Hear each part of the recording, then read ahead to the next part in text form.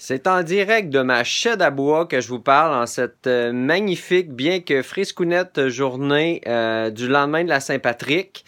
En fait, je viens de recevoir une commande de terre de diatomée, puis je trouvais que le prétexte était bon pour vous en parler. C'est vraiment un must à avoir quand on a des poules à la maison, puis je vais vous expliquer pourquoi. En fait, qu'est-ce qu'est la terre de diatomée? En fait, c'est des fossiles d'algues marines qu'on appelle aussi les diatomées, d'où le nom. Donc, fossiles, ça ressemble vraiment à de la petite poudre style farine. Je vais vous montrer ça à l'instant. Vous voyez dans le fond, dans le sac ici, la poudre blanche. Donc, c'est vraiment des petits fossiles qui ont été broyés. Et puis, l'intérêt de ça, c'est en fait l'effet abrasif de cette poudre-là. En fait, si on regardait ça dans un microscope, on verrait qu'il y a vraiment des petits, des côtés tranchants à ça.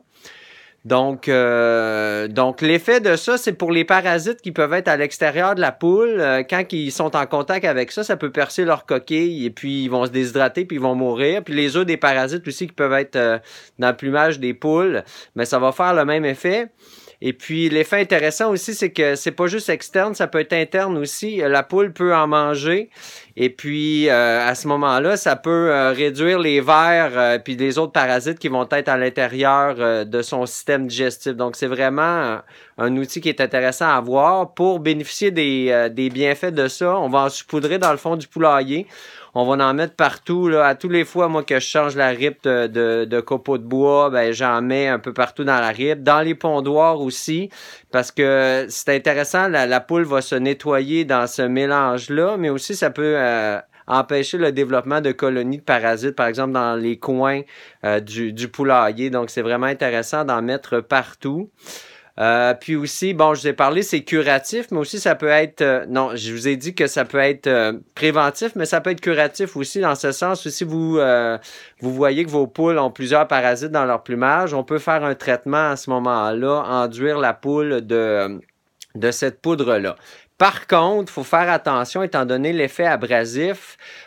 S'il y a des indications de prévention, c'est-à-dire que idéalement, il faut porter des gants, des lunettes et puis un masque pour ça, parce que si ça pénètre, par exemple, dans les voies respiratoires, ben, l'effet abrasif peut amener une irritation. Donc, moi, par exemple, je fais pas ça. J'y vais vraiment tranquillement avec... je prends un contenant de yogourt, puis je vais en saupoudrer doucement. Puis je fais attention que ça s'élève pas dans l'air, mais soyez avertis.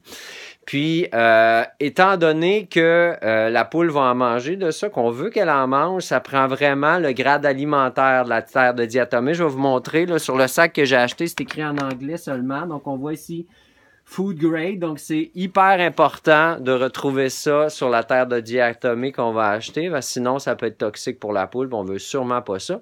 Puis aussi, c'est que ça va se retrouver dans le compost ultimement une fois que vous allez nettoyer, dans le fond, les copeaux de bois. Donc, on veut que ça soit sain pour l'environnement nécessairement. Donc, je vous invite vraiment à avoir cet outil-là dans votre coffre à outils pour bien prendre soin des poules. C'est vraiment un must. Puis, ça fait partie des nombreuses choses que je parle dans la formation que je donne sur le petit élevage de poules à la maison. Superbe journée!